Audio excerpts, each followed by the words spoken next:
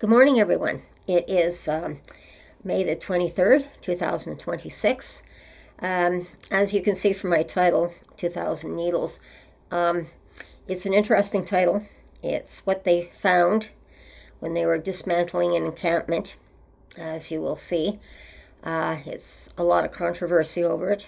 They didn't realize just how big this encampment was, or to the extent that the damage and the debris and what they were going to find was going to be until they actually dismantled this encampment. And it's a very, very good video. It gives you an idea of the scope of what we're dealing with. Even when they're, and I believe that what is happening is that the police are chasing them out of downtown area. This is why there were so many people in that encampment that they were not expecting as well. So where did the people go when the police chase them out as well?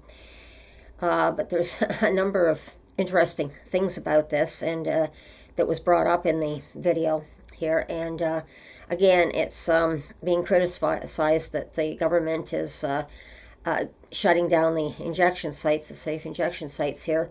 And it's not necessarily that completely. It just shows the scope of how many people are addicted.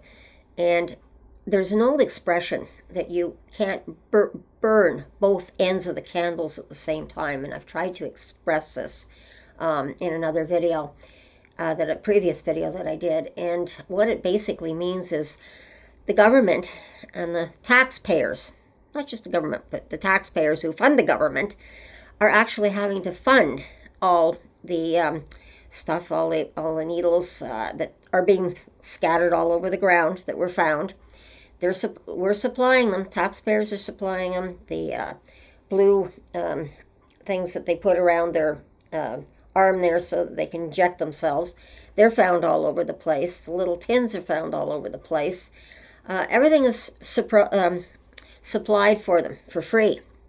And this is the return that we're getting.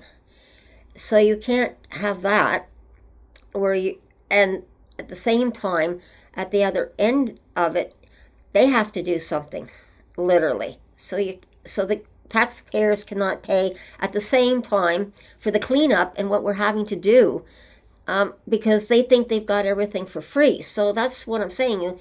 You cannot burn both ends of the candle at the same time. So it's complicated. The woman who's on there, I agree with her. I know the woman.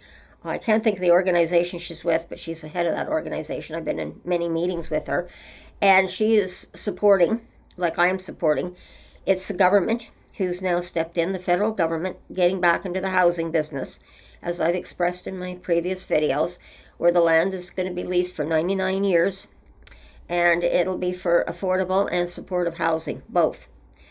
And I think that's the way we have to go, as she said, because these private investors cannot build this affordable housing. They're out there for the profit. That's what they want, is profit. So, and plus, once you have the proper supports, as I've explained, as she's been explaining as well right there, it works out well, as what I have also explained in earlier in January when I put up that video on the Dunn House in Toronto, where the proper supports were placed for employment, making sure they were going through their withdrawals, making sure that they were not dealing the drugs from the drugstore to get you off the drugs and back out there just to get extra cash in that. So it's a very complicated situation, but we're getting there, and I'm just trying to update you as to what I'm seeing. But I think you'll very, very, very much appreciate seeing this video where we're at as well. And next steps, that's a good question. Now, one meeting I was in, one of the things that was brought up was during COVID, if you remember, we tested the wastewater for COVID at the time during the pandemic. Now, this has been brought up again, that perhaps we should restart testing the wastewater again for like fentanyl and the meth and that, and all the drugs that we're seeing, like what kind of a supply, because they're talking about all these steroids and veterinarian stuff that is coming into the drug supply. So we need to keep track, and we will see different areas possibly of the city at the same time where it's higher levels and lower levels of where this waste is coming in. So we will not be able to see where we need to put our resources at the same time.